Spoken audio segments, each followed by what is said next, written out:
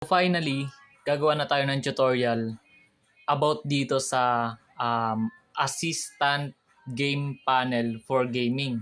Kumbaga, dito sa taskbar, marami nagtatanong itong taskbar content ko na to. Kasi dito, in-explain ko na pwede kayong magkaroon ng floating window habang naglalaro kayo ng games or gumagamit kayo ng mga application. Pwede nyong i-floating window yung mga application nyo at the same time.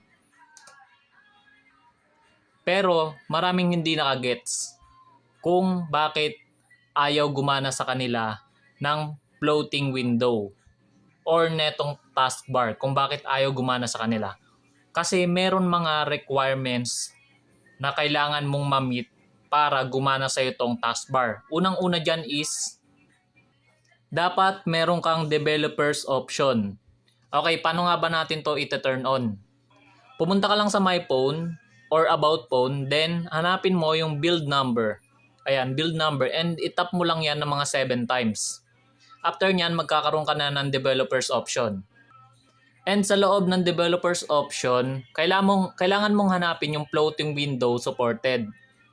Scroll ka lang hanggang mahanap mo tong mga option na to. So ang unang-una mong ita-turn on is yung force activities to be resized.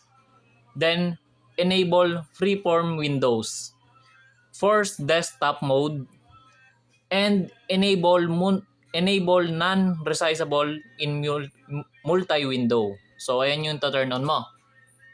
And after nyan, kailangan mo ng application na si Suku. Saan mo ba ito mada-download? Pwede mo siyang i-download sa Google Play Store or sa mga website. After nyan, makikita mo tong Shizuku. Sa loob ng Shizuku, makikita mo tong option na to.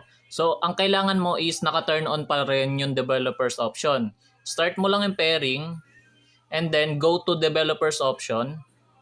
After nyan, hanapin mo yung wireless debugging. Tapos i-allow mo lang, kailangan pala meron kang internet connection. Pwedeng walang load, i-hotspot mo lang sa cellphone, pwede po yun kahit walang load. And then after nyan, wireless debugging, tapos pair device with pairing code. And then nakikita mo to, yung pairing code na to, i-enter mo siya ngayon dito sa notification mo, lalabas dyan yung Shizuku. Enter mo siya ngayon. So, yun sa akin is 9,073. Lalagay ko dyan, 9,073. So, yan. After nyan, pag na-detect na siya, balik ka lang dito sa Shizuku. And ayaw pa rin niyang gumana. Shizuku is not running. So, ang gagawin mo, start mo lang. Developers option. And then, make sure na naka-turn on pa rin. Pag naka-turn on, huwag mo nagagalawin. And back ka lang sa Shizuku. Pairing, developers option, wala pa rin. So, trial and error lang to hanggang sa gumana siya. Yan, developers option. Make sure na naka-turn on. And kung makita mo, searching for pairing services pa rin. So, ang gagawin mo is pairing with device, then enter mo ulit. So, trial and error to hanggang gumana. Nagbabag kasi siya eh. So, kailangan siyang makonect. Yan. Lumabas na. And back ka. Start. Developers option. Ganun pa rin.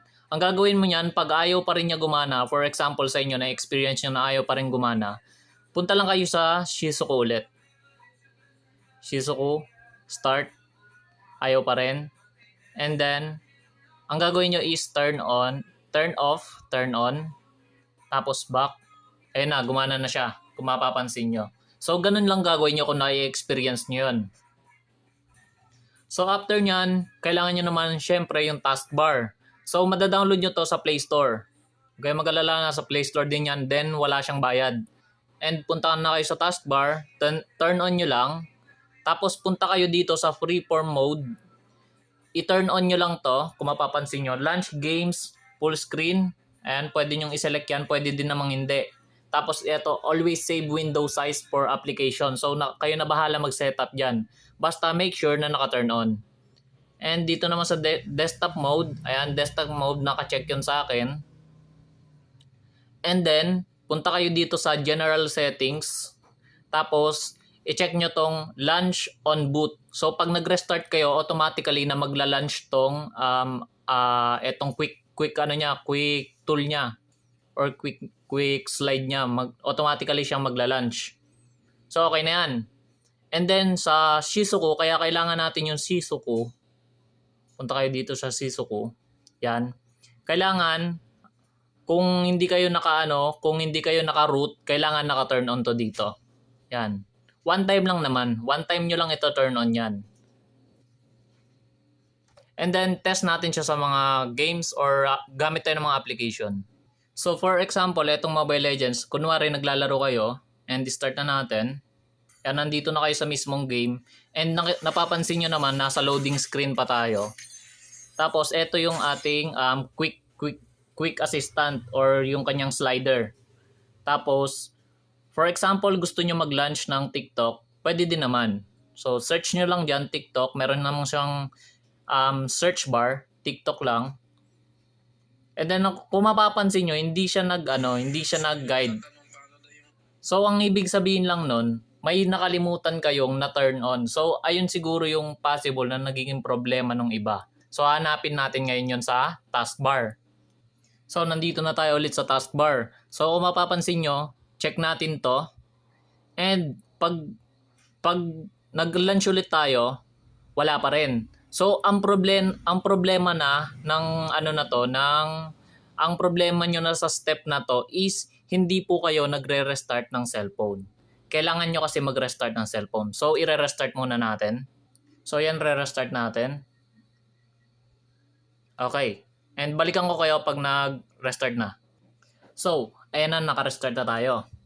And make sure nyo na kapag nasunod nyo na yung mga step, is punta kayo dito sa app info para hindi nawawala yung taskbar. Kasi possible na mawala yung taskbar kung hindi nyo in-unrestricted. So, unrestricted yung ilalagay nyo. Okay, tapos na tayo dyan. Then, balik na tayo dito sa taskbar. Kung mapapansin nyo, naka-turn off siya kasi yung sa akin, naka-restricted siya. So, make sure na naka-unrestricted. And then, and yung freeform natin, ganun pa rin. Wala naman tayong masyadong iniba dyan. Yan. Tapos, try na natin. Kung mapapansin nyo, after natin mag-restart, doon lang siya gumana. Okay? So, make sure na naka-restart kayo. And try na natin siya ngayon ulit sa laro. So, nandito na ulit tayo sa laro, no, kung mapapansin nyo. And nandito pa rin yung ating taskbar. Then, gawin ulit natin yung kanina. Search nyo lang TikTok and ilalunch nyo. Yan, medyo naglalag siya. Dahil din sa low budget yung aking cellphone. Pero pansin nyo, siya. Ayan, nag-floating window siya. So, kayo na yung bahala dito sa size. So, depende na yan sa preference nyo, yung size niya. Yan, nare-resize naman siya. Kayo na yung bahala. So, yun lang. Ito na yung complete tutorial natin para dito sa taskbar. So, sana wala nang malito and sana nakatulong to sa inyo.